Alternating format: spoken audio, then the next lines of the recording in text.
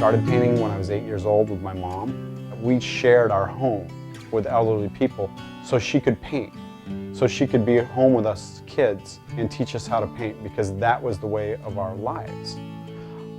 I create paintings where you want to be, and it brings you to some other place, because there's so much in this world that's dark. You don't have to have it on your walls. You go into a child's room and you see all the colors on the wall. You don't decorate it with black and white. Some people enjoy that. I particularly don't. My collectors don't.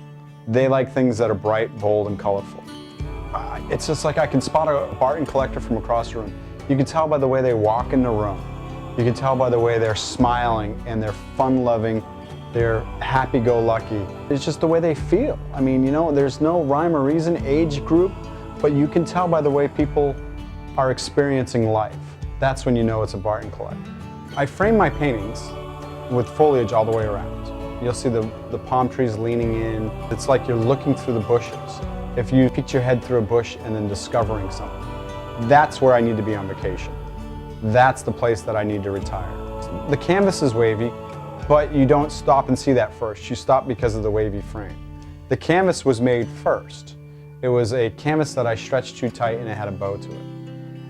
From one side to the other side of the painting, things look different because it has more movement in the canvas, because the canvas literally moves.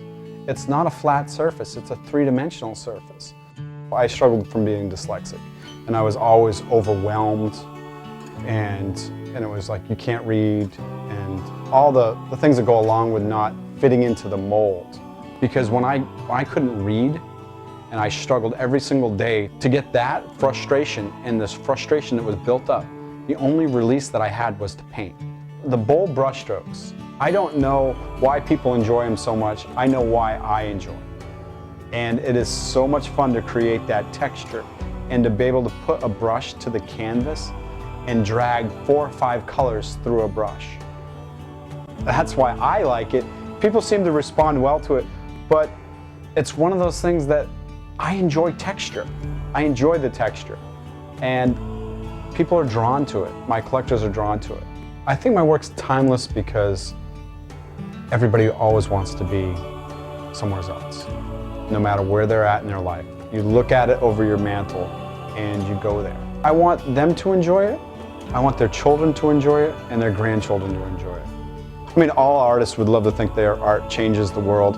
I would just like to change one person and to make them smile in the morning as they walk by.